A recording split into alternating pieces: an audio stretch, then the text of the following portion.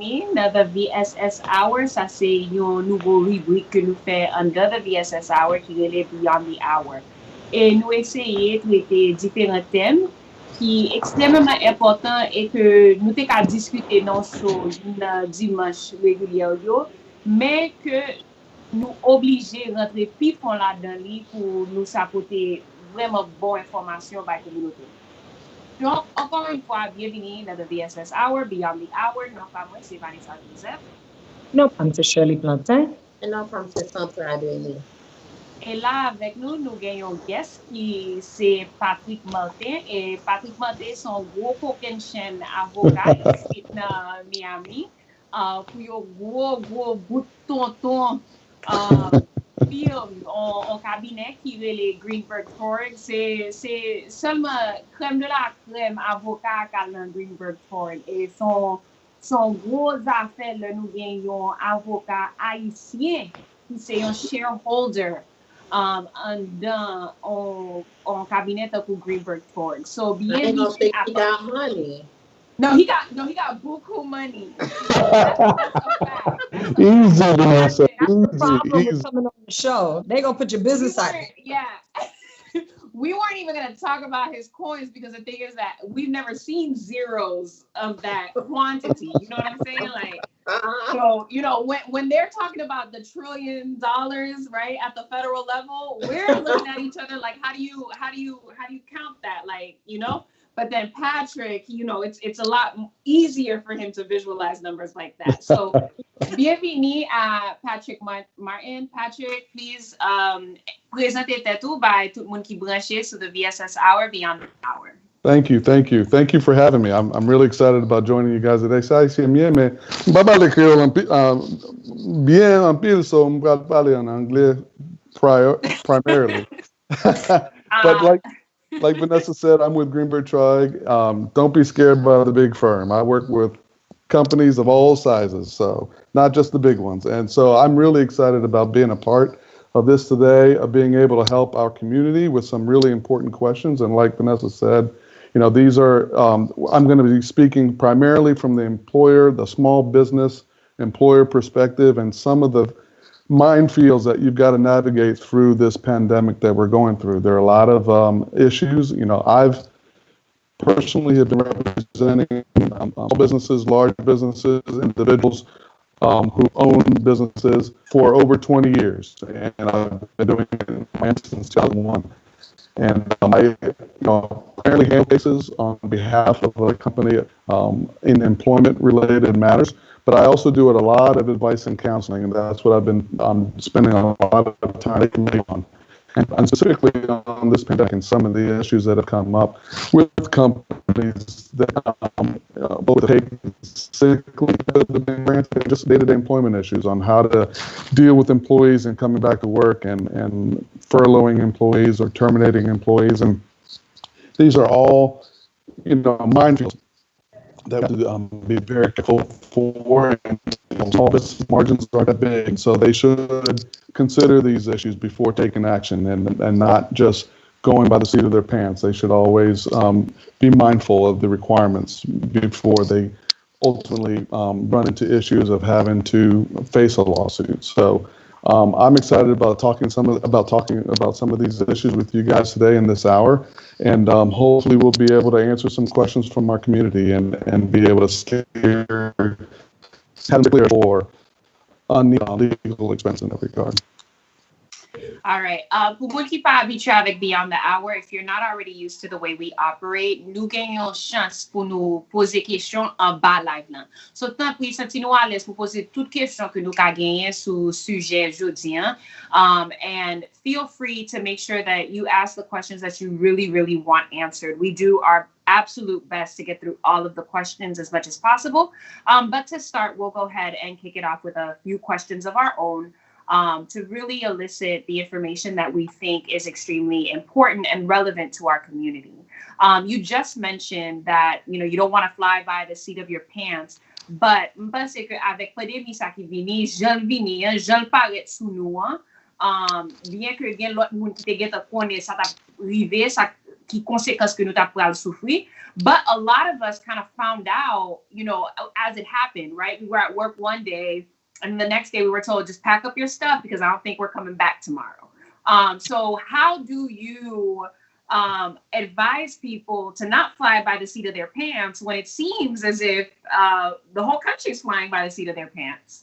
Yeah, and listen, I think some of the agencies are flying by the seat of their pants as well. And by that, what I mean is that we're getting guidance and regulations from the DOL almost on a weekly basis on this. So, and what's the DOL? I'm sorry, the Department of Labor. And in terms of, for example, we were talking about the paid sick leave. Well, that's something that's new for us in Florida. That's not something that's been provided before, and certainly not on a federal level. And what I mean by that is that, normally we or employees are given paid sick leave dependent upon a company policy. So if your company has PTO or if they have sick leave, that's essentially paid sick leave. But it's nothing that's been mandated by the federal government before this pandemic that has come in the last month or so. And so there are this is something that, like you said, at some point businesses close, people are out of work, and all of a sudden the government says, hey, we need to do something about this. We need to somehow get some benefits to these employees, and one of them was the Paid Sick Leave Act. And so it was rushed through, it was passed, and we're going through the implementation of it on a daily basis almost in terms of understanding what the regulations are, and they're ongoing. And that's what I mean by, when you make a decision about your employees, whether or not to pay them or whether to terminate them or anything that's costing them money in their pocket, that's an employment action that you need to think through before just making a decision, which you might think is common sense, but that can lead to an eventual lawsuit, not just by one individual, but by all your employees. And that adds up. I mean, not just in terms of liability, but certainly adds up in legal fees too, when you talk about one decision being made for all your employees in the company. Can you kind of talk about what should people be taking into consideration in that example? You said that as people decide to not pay employees, maybe furlough them, lay them off, what are some of those implications, or what should be going through their mind while they're trying to make these decisions? Sure. What's interesting right now is that a lot of, as people start talking about whether or not to open up these businesses and bringing them back. But even before we get to that point, this not the normal situation in which a company is going through a reduction in force, for example, and they're going to lay off a bunch of people and terminate a bunch of people.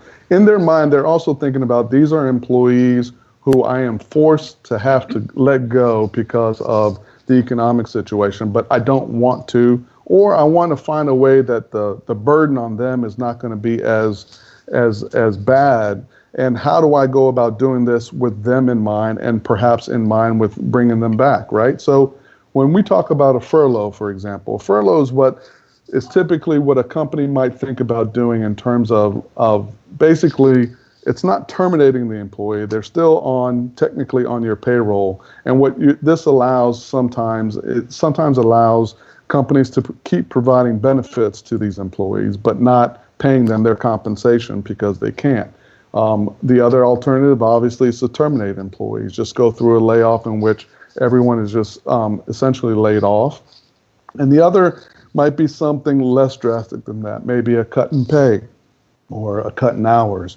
But all of these things have obviously ramifications on the employees and how they want to go about doing it. But this is even more so now, because now that all of these, the CARES Act, in which a lot of loans and monies are being provided to these companies, it's got companies thinking again, well, am I going to lay them off and allow them to go collect unemployment, which with this new federal funding is giving them more money than they normally get for an unemployment claim. So for a company, they say, well, actually laying them off or cutting their hours will be beneficial to the employee because it gives them a chance to apply for those benefits, which are going to go longer, and there's going to be added monies from the federal government.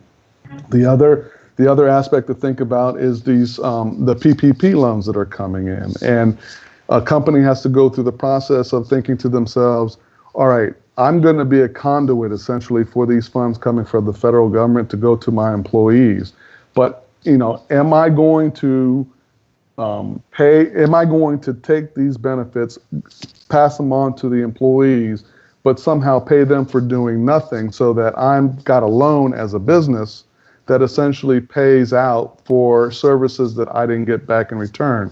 And with the great uncertainty, and what I definitely would have companies talk to their accountants and other advisors about is whether or not to take that PPP loan, because it might be forgiven, but if it's not, you got to remember that it's a loan. So it's a money that's coming out of your business that's going out to individuals, sure, but it's a loan that you're essentially taking out to pay for services that you never get. And so these are all things that companies are going through right now. They're very difficult choices to be made at the end of the day as to how they go about essentially putting their employees and their business in the best position. So, avant poser question, Shirley, c'est très important pour répéter ça, avocat Patrick Soudzia. C'est que c'est extrêmement important et c'est pour ça que dans le dernier show que nous avons fait dimanche là, Dani avec Jeff Lozama t'es mentionné que faut qu'on gagne un bon staff dans le business ou, et ça inclut un monde qui est expert dans taxe, un monde qui sont ça veut dire CPA, a Certified Public Accountant, parce que Kounia, il y a de programmes qui de yoa, mais faut qu'on calcule bien si la bénéficier compagnie pour prendre avantage de programme ça yo à cause du fait que bien que yo dit que son grant lié, li ka rive vignon loan que ou utiliser ou dépenser comme là et puis ou pas même jouer un service dans mes employés. So, li très important pour nous répéter ça créole. Shirley? So, and I think I asked Patrick this off the air, is right now we have a government that's talking about opening up. We have the governor that's put his task force together. The mayor has put his task force together. We're not even going to talk about that. But I guess my question that I want to ask is, what are the liabilities? So it's a two-parted question. My first part of the question is, what is the liability of the employer vis-a-vis the employee who's coming back to work? And we have to understand that are actually they're either what we're calling now essential employees, right? Or the hospitality, your service industry, they come back and they get sick. Who has, what's the liability? And number two, since we were talking about Florida not really ever having paid leave, is an employer able to say to someone, even since you got sick on my time, you just, I'm not going to give you that paid leave. You're going to have to take your vacation and your sick time to make that happen. And that seems to be Vanessa, that seems to be a very common practice that I'm hearing. Surtout dans la communauté panois, que if you get sick on our time, oh, well, you're going to have to take your personal, whatever that is. So I really want to address some of those conversations because I'm fearful that, some of us going to get in some trouble. Yeah, definitely. And those are two big questions, right? Let's talk about the first one, the liability. Essential workers have been dealing with this from the get-go. Everyone talks about what heroes they are, and they are amazing heroes, people in the healthcare industry who are having to go into work on a daily basis, who face being exposed to this virus, but who have to come in nonetheless because at the end of the day, they're doctors, they're nurses, they're people who deal with this on a day-to-day basis and don't really, just from a personal perspective, probably don't want to. They want to go in and fight, and that's why we all are calling them heroes, and they're putting their families at risk. They're putting their, I'm sure you guys saw that one emergency room doctor who lost custody of her kid because, she's an emergency room doctor who is being exposed to the COVID-19, and they use that as a way to basically end her custody. So yes, these are all issues that have been dealing with, but now it's being expanded because now it's non-essential individuals who are now, who are going to be faced with having to go back to work. the primary agency that deals with this is the Occupational Safety and Hazard Administration. And OSHA, that's right. We all call it OSHA. And they haven't necessarily gotten or put out any specific regulations that it deals with the COVID-19, but their standard of providing a safe workplace is still in place. And a company has to essentially provide a safe workplace that they know about. So there are lots of guidance out there, both from OSHA, from the CDC, in terms of what to do in terms of your workplace. Let's try to keep it as clean as possible. Let's try to use, a lot of you see in Publix and Walgreens where people are using masks now. So they don't want their employees facing the public without these masks.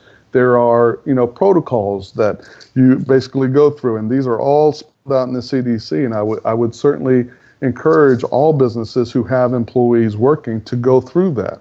But it's not just establishing it, right, or establishing a protocol, something that and let's not be careful. Let's not play lip service to this. Not dire un bagay, not dire, on dit tout le monde c'est pour laver main, c'est pour mettre masque sur yo, mais they don't enforce it. It's got to be enforced. You got to make sure that it's happening because, as soon as someone gets sick, employees can certainly point to factors that maybe it wasn't a safe workplace for them to be involved in. And so, the liability, that's a tricky question. I'm coming from the perspective that I'm going to tell you the liability is going to be in workers' comp. And that's what most companies will say, meaning if somehow an employee, and I think this was touched on last week too, it's going to be difficult to establish where this person got the virus from. But let's say somehow they are able to establish the virus came from having to come into work. And it's not that hard, right? Maybe a case, someone got sick, and all of a sudden the company didn't do anything to clean up, didn't do anything to inform anyone, didn't do anything to address the fact that someone who was sick was coming into work.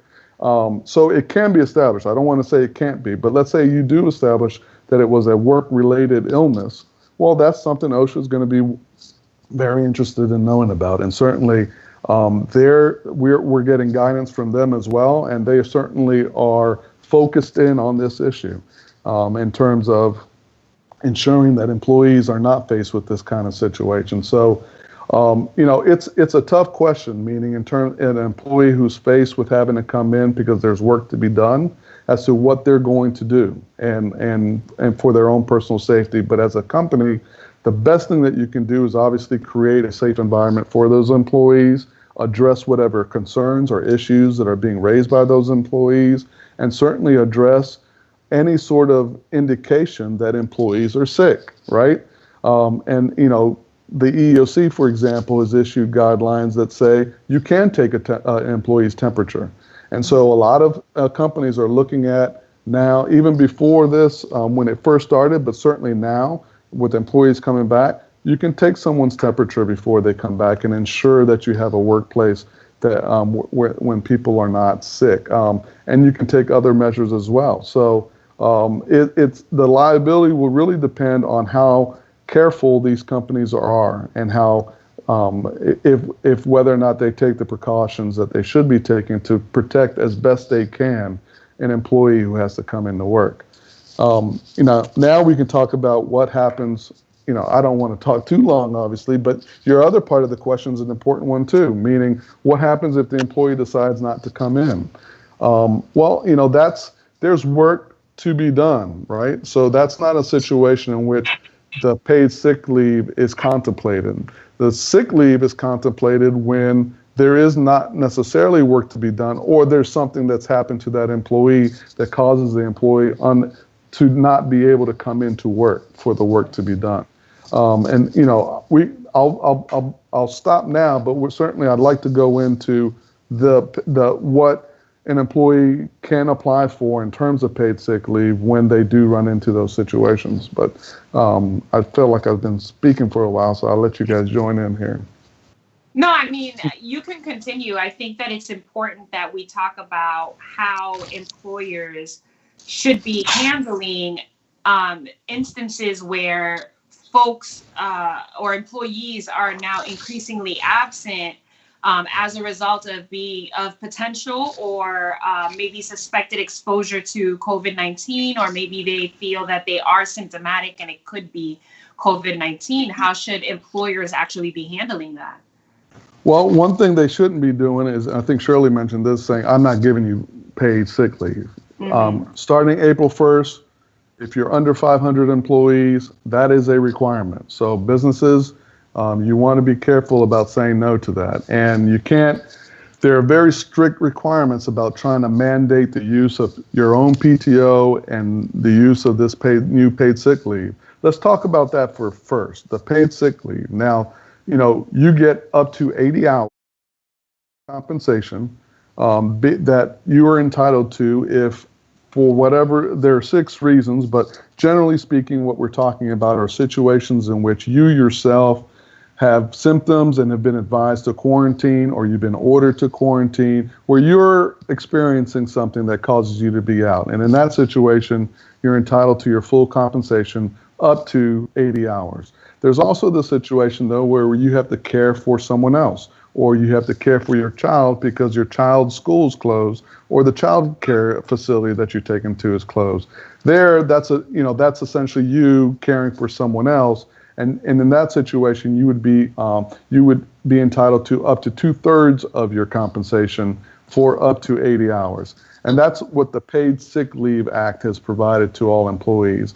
Now, it's up to the employee to use that. They're not mandated to use their PTO. They can say, starting April 1st, they're entitled to that particular benefit, and it's up to them when they want to take that particular benefit. So there's no saying no to that. Now, there is it hasn't been fully developed yet, but I would certainly not rely on an exception for particular hardships to small businesses who are under 50 employees, where a small business might say to themselves, I can't exist and provide these benefits. But it's a very specific exemption, and you really should go through the ability to show why it's such a hardship for you before automatically applying it, because we don't have a lot of guidance on that. Although there's some guidance, I just don't want companies thinking that that's something that they can automatically do without really looking at it first. And then the other thing that was passed, it's called the Extended Family Medical Leave Act, right? So we're all familiar with family medical leave, but this is extended and now it's paid. And so what it provides is up to 12 weeks. And here, the reasons for family medical leave, or what we call extended family medical leave, is strictly related of your child who is out of school because the school's closed, or who has no daycare. And so you've got to take leave to care for, you got to stay home and take care of your kid. You can't come in. And again, it's up to 2/3 of your compensation. And here you get it over 12 weeks, 10 of which has to be paid. So that first 2 weeks doesn't have to be paid. And here it's up to the employee.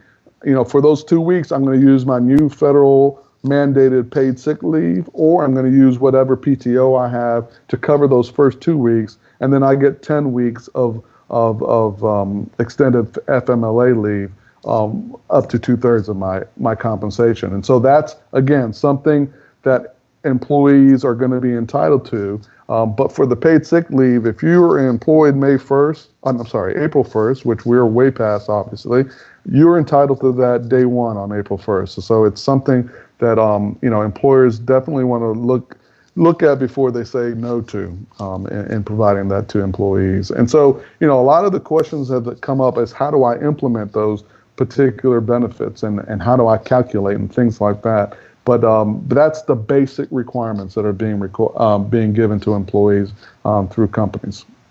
Donc, en gros, pour moun qui pas capter ça en anglais, semble yo comprendre ça, c'est que si ou senti que ou même ou bien yon moun nan famille que ou prend soin moun ça, et ça gen pour avec ti moun tout qui pas à l'école à cause du fait que l'école yo fermé, y a considéré ça comme si c'est au même qui prend soin au moun à cause du coronavirus. That's right?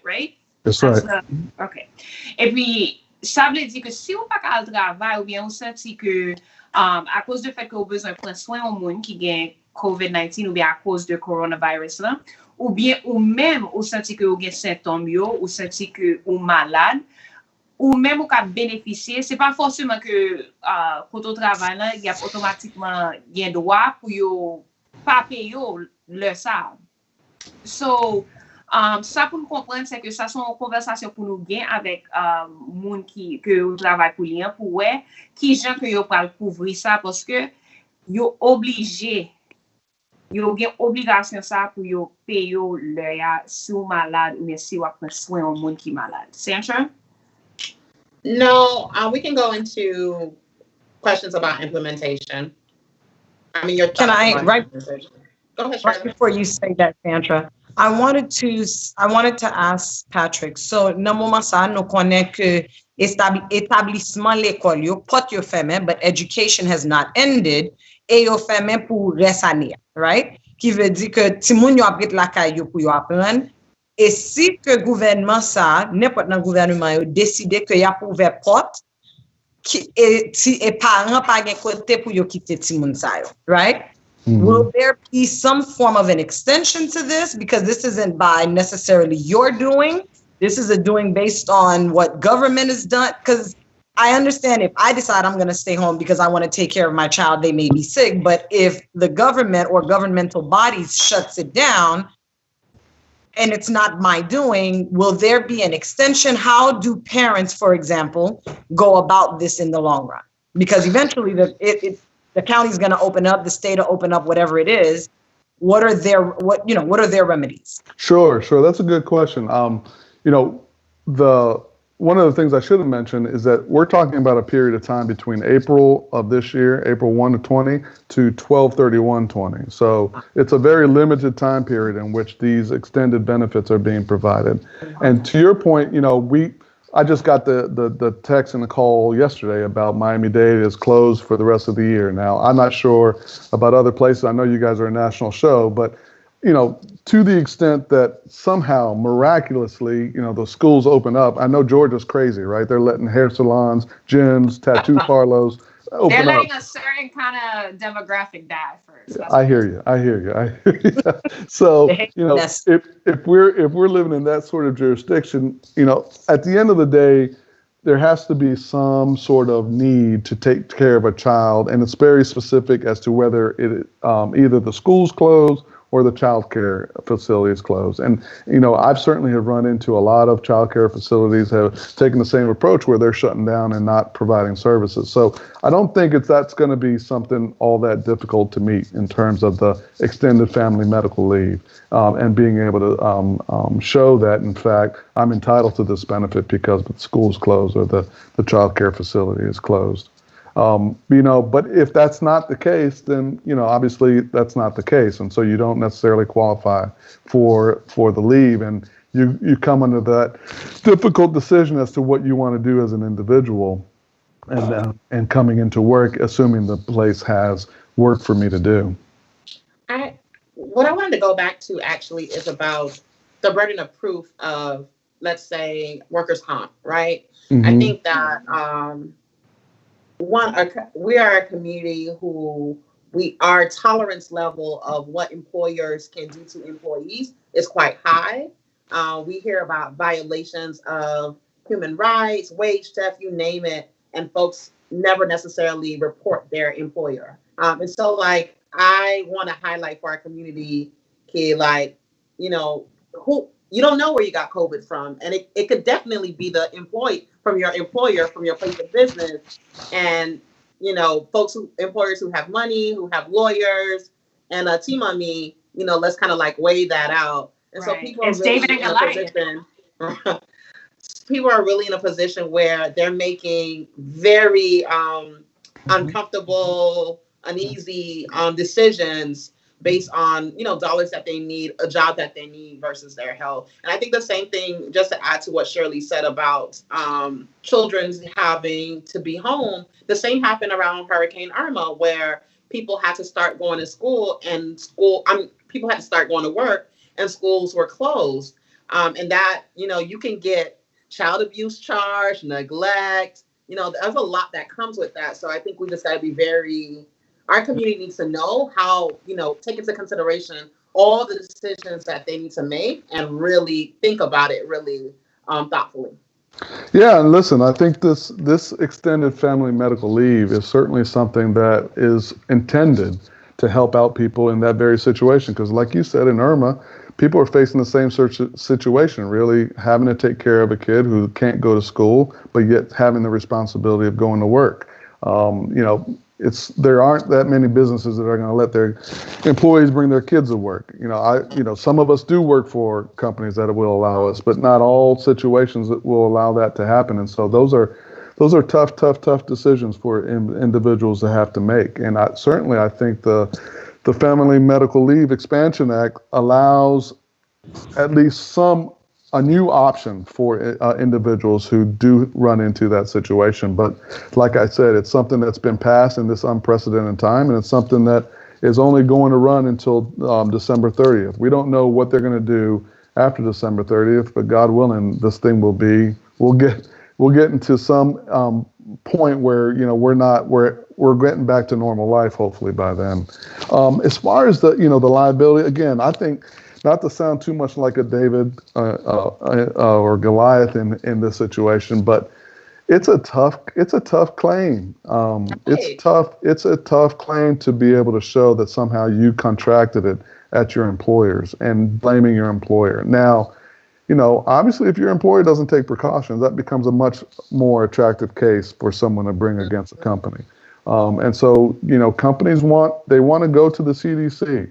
They want to pay attention to the guidance by the county, by the state, to be able to take those precautions. What you don't want to be accused of is making your employees, it's a tough decision for them already. And if they make that tough decision to come in, the least that you can do is obviously provide them with a safe place to come in too.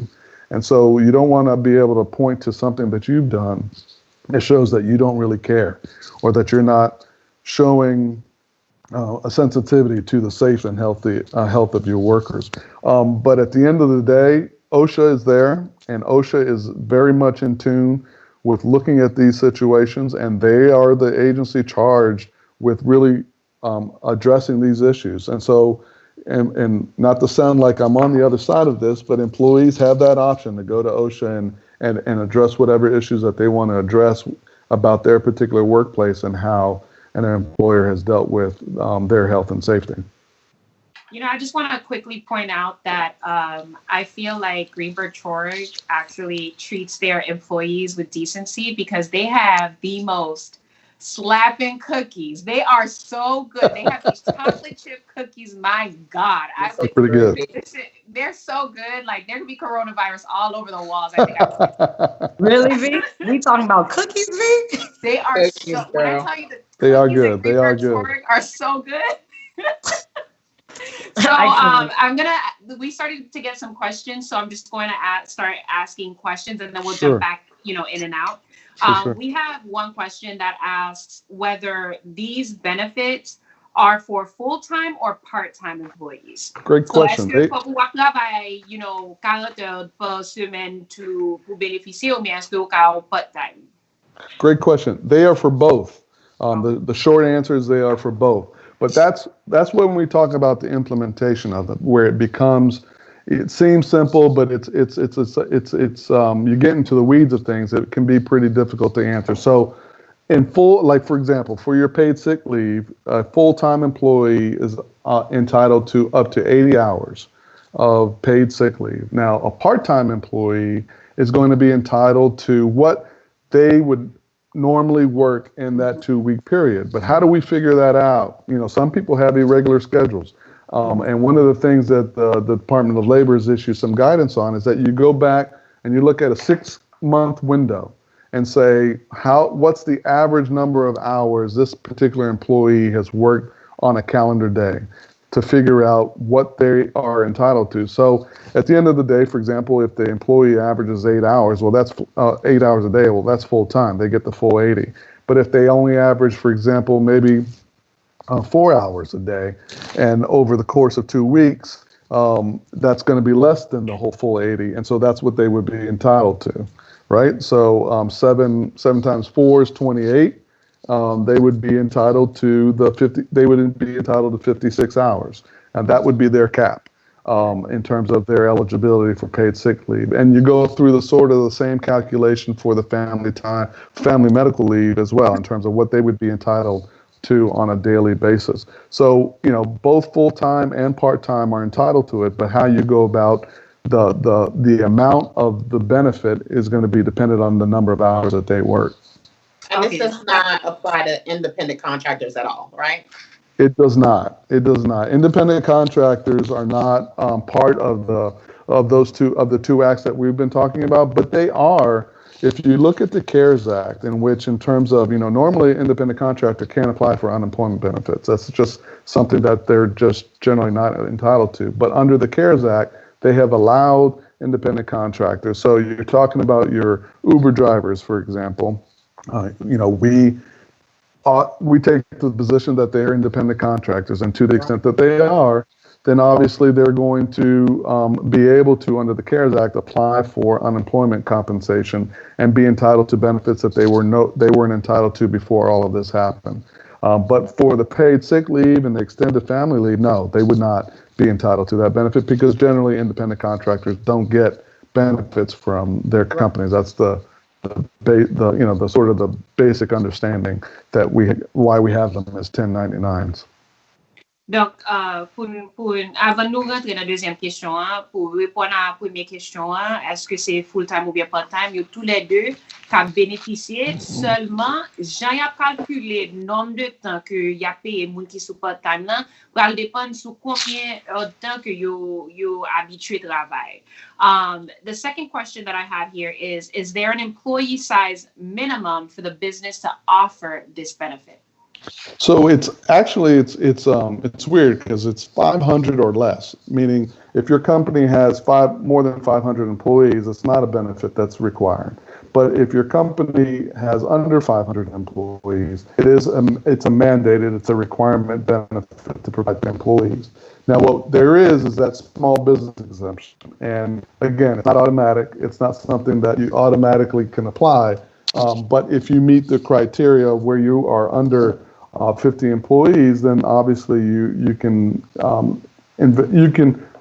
take a look at as to whether or not this is going to create such a hardship for me that I can't provide the benefit.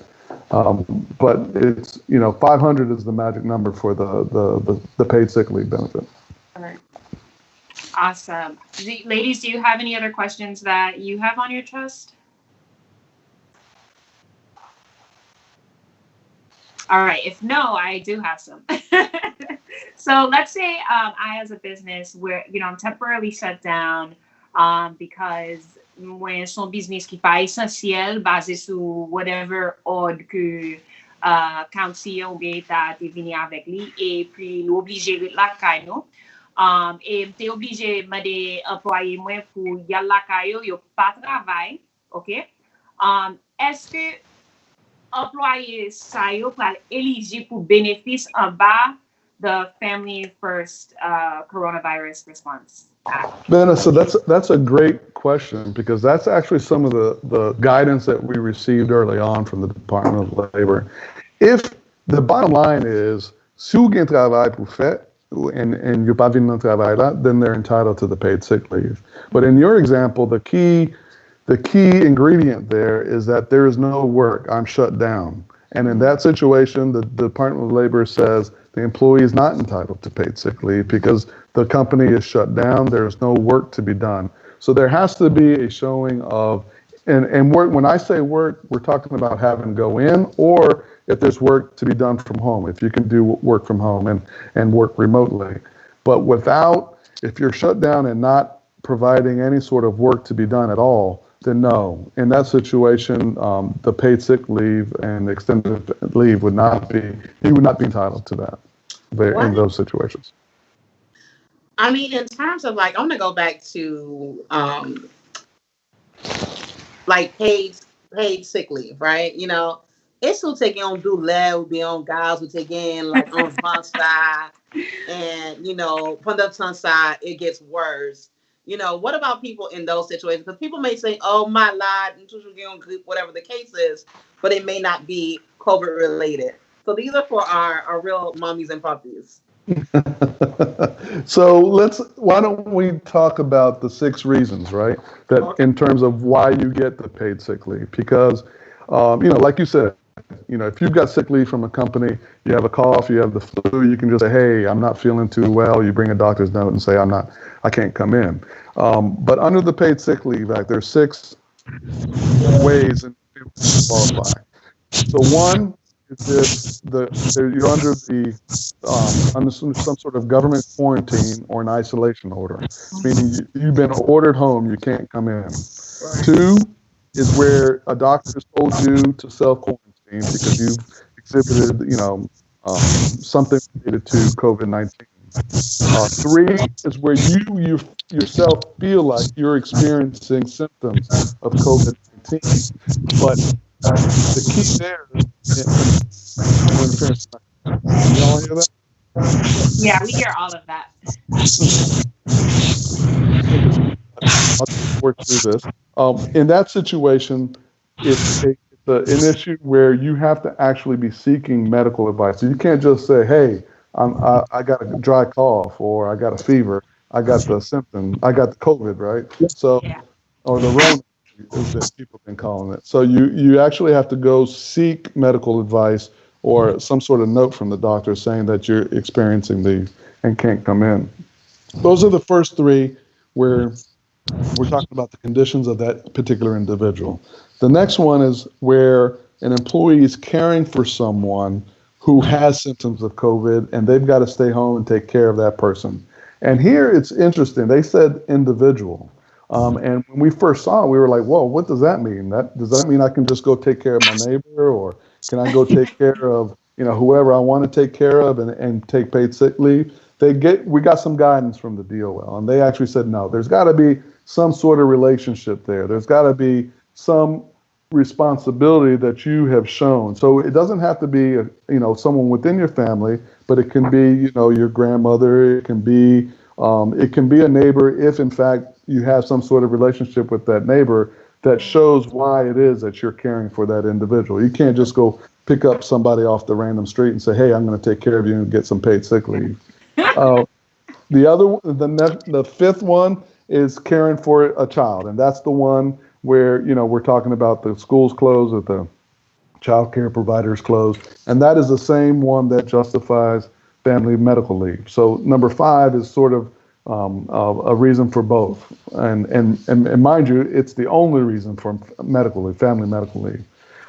And number 6 is we don't know what it is yet. It's to be determined later by the Department of Labor. So it's not really in effect now. So those are the reasons that you get paid sick leave. Now, if you have a cold or a flu, then that's not one of the things, unless you're showing it's part of COVID-19, a broken arm or whatever it is that you normally would take sick leave for. You're dependent on whatever the company provides you and not on what this new federal law is. Right. And under what conditions would an employer be able to reduce your salary as a result of what's going on right now? And that's something that an employer can reduce salary. We're in at-will state, right? And we all know what that means, meaning, you work, both the individual and the company are in this relationship that can be ended by either party for whatever reason that they want. And part of that is that you can have your salary reduced. Now, if you have a contract, that's a whole different situation. Meaning if you've got a contract, or if you work in a place where the union is involved, for example, those have more stringent requirements. But if it's just like you and most of us here, or most of us are at will. And so what a company needs to be concerned about in those situations is that they give notice. It's not like you can say, hey, I need to reduce everyone's salary, or I need to reduce everyone's hourly rate, and I'm going to do so and do it retroactively. No, you can't do that. I mean, in terms of, like, if a paycheck is coming, it's got to be effective now, and you have to give notice of the change to the employees. You can't just do it retroactively, because that's wages that they've already earned. And so companies, definitely want to be concerned about that. But at the end of the day, the company can reduce someone's salary or someone's compensation. Something else to think about, for example, if you're a salaried exempt employee and someone is going to reduce your compensation, well, as a company, you want to be careful about how much of a reduction you make, because there are certain thresholds that a salaried exempt individual has to make in order to get the exemption. So if you go below that threshold, all of a sudden you're exposing yourself to an individual who's no longer exempt from the overtime requirements under the Fair Labor Standards Act. So I have a question, because you just used the word that a lot of our T-mummies and T-papis. Got you. Sorry about that. We said union. Gombana T-mummy nou yo, T-papi nou yo, ki paye union yo diligently. Ya paye pendant des années. And then when it's time to use it, yo do mwen pa pese mene moun devan la justice. And they're being, for lack of better terms, their rights are being abused, or they're being asked to do certain things that they have no business doing. So I'm thinking, in this time when hotels are going to start opening up again, their safety, there's things that, yo an doit peut parler. What do we say to them in terms of their unions, their right to use the union that they pay for, that they pay into? Because nous connaît que gan pile moun, we know some business owners gonna say that they're gonna do well and do right by their employees, but then when it comes time to actually implementing and doing it, it'll be a totally different ballgame. So pendant ce temps que nous gen moun captain de nou la ki nan service industry, how do we tell them to utilize what is already a right to them and something that they have paid into? Yeah, no, and listen, Shirley, you're not going to hear me say anything good about a union. So, but that's exactly right. That's what the unions are there for. That's what you paid for as an employee. And that is an avenue I think that an employee should definitely look into. If they feel like they're looking at having to come back into an unsafe environment, it's not, that individual doesn't just have OSHA or an attorney to go to. They should take a look at and see what my union person can do. And you want to make them work for the very dues that you've been paying for. There might be something in the contract as well that an employee certainly has a right to take a look at and determine whether or not, is my employer meeting the terms of that particular contract, that collective bargaining agreement that we work so hard to get into. So, it's something that they definitely want to make them earn their money, earn the dues that they've been paying for all these years. I often give an example about, I'm not going to pay my car insurance for years, and then something happens to my car and not call up Geico and be like, what's up, Geico? I think that I always think like, look, you're not devant la justice. That's just the protocol. You got to get what you've been paying for. Right. Just say that in Creole. Say that in Creole for them. I pay on assurance machine pour des années pour me faire un accident, pour me parler assurance là même pour me dire, hey, where's my rental car? Côté rental car, moi qui j'en ai rangé machine ça. C'est pas un service qui apprend moi me payer pour ça. Même gens avec union yo, c'est pas un service qui apprend nous, là il y a un problème dans travail là pour yo aller devant justice yo ou payer pour ça. So pas, utiliser, c'est pas like you losing money et l'argent pas perdu. So I think that we have to put it in layman's terms, like, the first thing I do if there's an accident, Geico, what's up? Because I paid for that service. Yon nan ba kem da me additionner sur ça c'est là, c'est que en pile fois nous tant que situation dégringolé trop longtemps, nous tant que c'est ou bien yo get envoyé aller or whatever happened, you managed to get hurt, c'est là ça va chercher union, tandis que même côté situation en fait là, même Jean Centre dit son forme de assurance liée pour vous, c'est ou paye qui utilisez pas un nombre de fois qu'on relais utiliser. Go ahead, Patrick. Yeah, c'est pour connaître tout. Avant de commencer à demander pour l'argent, c'est pour comprendre. Avant, you pay, you pas faire difficile pour payer. So have that mindset in time, and before you go in, and like Shirley said, don't wait until it's too late. know your rights, go after your rights. But you're making me sound like Anthony now in terms of being on the plaintiff side of things. But certainly, you want to make them pay or make them do what it is that you paid for all these years. Ok, so an di mwen kon business, pou yon rezon ou lot, mwen mande employé mwen ret la kayo a cause de COVID-19, ok? Et puis kounya, employé sa, li pa gen ni PTO, pay time off, li pa gen sick leave. Eske mwen oblige paye employé sa pou tan ke li fe et li pa travay. Mais si vous pas un business, vous pas besoin de payer. Qui ça? Si vous pas un business, si vous pas ouvrir, vous pas besoin de payer. Sous paid sick leave. Now you can, and that's something that I'm glad you brought that up because it's something that we should talk about. Part of the benefit being provided under these acts, the providing employees with paid sick leave, there is a tax credit that the company is going to be entitled to go after, okay? So they're going to get a tax credit for the amounts that they're paying these employees. But if you pay more than what you're entitled to, so in your example, Vanessa, if you say, you know what, I don't have the work, I'm not open, but I'm going to pay these people anyway, you got to be careful. You're not going to be entitled to a tax credit for anything that you pay above what's required. You only get the tax credit for what you have to pay, not what you eventually pay. But so in your situation, no, if there's no work to be done, then there's nothing to be paid to that. Well, under the act, there's nothing to be paid, but then nothing prevents you from an employee using whatever other benefits that are being provided by the company itself. Listen, I got 120 hours of PTO left. I'm not trying to get sick, not trying to be around none of y'all. I drink my water.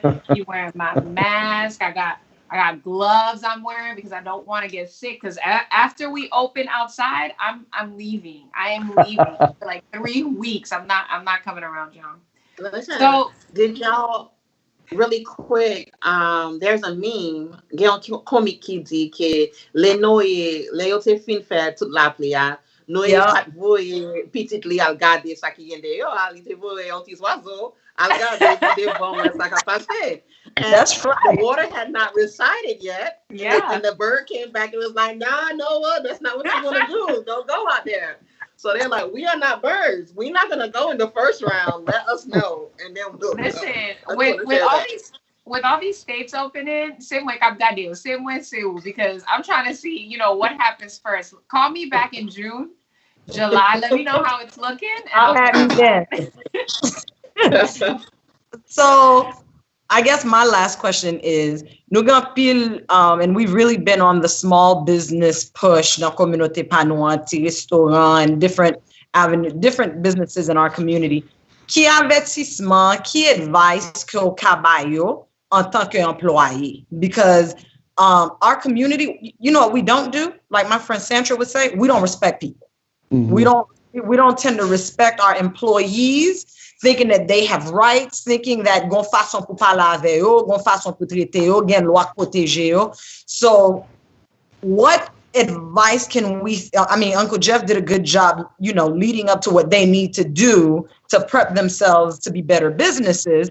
But en tant qu'employé, qui gen moun kap travay pou, qui advice que gen pou yo, that could put them in a better place so that they eventually don't get sued by their employees for whatever have you, whether it be this act or something else that they do. That's a great question, and I want to go back to something that you touched on. Fire. She is on fire. And you actually, Shirley, you actually brought this up last week, and it's something that I've seen a lot of companies dealing with.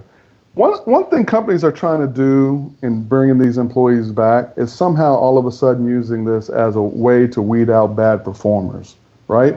And we are seeing, we're seeing complaints, and I think you mentioned it, Shirley, last week about systematically leaving out certain groups of employees in terms of calling them back. So as a small business, I would say to you, don't forget, you not bringing them back is just like terminating them. I mean, it's in effect the same thing. And so when you terminate someone, we might be at will, but we all know you can fire someone for any reason, but it can't be an illegal reason, right? So if you're not bringing someone back, you got to be able to show, why am I not bringing that person back? If I brought his coworker or her coworker back, then I got to be able to show, well, why is it that I chose Joe or Jean or Alice and Patrick? I didn't bring him back, So the same analysis that we go through in terms of discrimination and being able to show the reasons, the business reasons for making a certain decision apply here. And so I would caution a lot of companies not to just do this on a whim in terms of saying, okay, I'm going to only bring back 50%, and these are the people who I'm bringing back, and these are not, without doing some sort of analysis of, one, am I really going to be able to show that this person was in fact a bad performer? Because, why didn't you get rid of them before? You're going to run into the same sort of issues. Like, why, if they were so bad, then why is it now only that you're all of a sudden bringing this up as an issue? But you also want to look at, when you talk about the numbers, am I bringing back in a way that I'm adversely affecting a certain group of people? Am I only bringing back young people? Am I only bringing back Latinos as opposed to Haitians? Am I only bringing back people who are not disabled, for example? So again, these are all things that you got to think about as a company before you make that decision, because again, it's essentially a termination decision, and so you do want to be careful about that before you run into problems where people actually start accusing you of violating the law. And I would say, one of the things that we use is that if the employee wasn't on a performance improvement plan, what happened? How they all of a sudden get fired and other people come in. And so making sure that small businesses don't bypass what are the right procedures that you have in your handbook that was discussed last week. Every employer, most employers, if you're legit, you have a handbook that you follow, and there's a grievance policy. Yep. And so if you haven't followed those grievance policies or whatever the plan is around the escalation to termination, you just want to make sure that all of that stuff has been abided by, because then you protect yourself. And on the employee side, if there's no reason to why you got fired, and then T-Jean call you and he hasn't gotten turned back, and then Mon-Jean call you and the same thing, y'all got a class action. But you raise a good point in that, when I get hired by a company to defend them in one of these cases, the first thing I'm going to ask for is that person's personnel file. And mind you, that's the first thing they're going to ask from the other side too. So when you say they're a bad employee, and I look at a performance evaluation in which they were judged average, well, average doesn't say bad. Yeah. Like you said, there's got to be some documentation to show why you're saying all of a sudden that this person is a bad employee. So be careful, companies, before you make those kinds of decisions. Because, this has nothing to do with COVID-19. This has to do with employment laws that have been on the books since 1964. So you certainly want to be careful about making those kinds of decisions. Right. Wow, Patrick, thank you so much for your time. I know that, the saying goes, time is money, and we cannot afford you. We know that. But merci un peu pour toute l'information que vous portez par la communauté. Parce que c'est extrêmement important que nous connaissions que il y a des gens dans la communauté qui ont nous bonne information sur ce sujet, surtout à ce qu'il s'agit de coronavirus et comme nous, right? Because up in the nous pas touché et, maybe for some of us we have legal recourse. So the extrêmement important que nous connaissons pareil ça. Can I just say one thing? Say one thing? Don't think of me as being that expensive, okay? So I want you guys to know I work with companies of all sizes, and I want you to also think about when you've got someone who's been doing this for over 20 years and has the resources of a law firm, I can probably do something in an hour that might take someone else 25 hours. And so at the end of the day, I might not be more expensive than the other guy. So think about that before you make a decision. All right, awesome. Merci un peu, Patrick. Et n'a tout profité remercier tout le monde qui fait production ça possible, Haitian Lawyers Association, Haitian American Chamber of Commerce, HACCOF, Telepam, nous ka wè show ça encore dans telepam.tv. N'a remercier MC Image Productions qui fait que ouais un bel setup devant nous. N'a remercier Flaco qui régit toute lumière, toute caméra. OK, ça va être possible sans lui. Li fait background là pour ça nous sur Facebook là. So merci à tout staff là, James surtout pour travail et encore une fois non pas moi c'est Vanessa Joseph. Non pas c'est Shirley Plantin. Non pas c'est Sandra Denis. Et nap tenu dimanche à midi sur the VSS Hour, ça c'est show normal nous, branché tapri et ou ka toujours joindre nous sur facebook.com/the VSS Hour. Merci à pile et bonne nuit. Thank you. Thank you. Bye.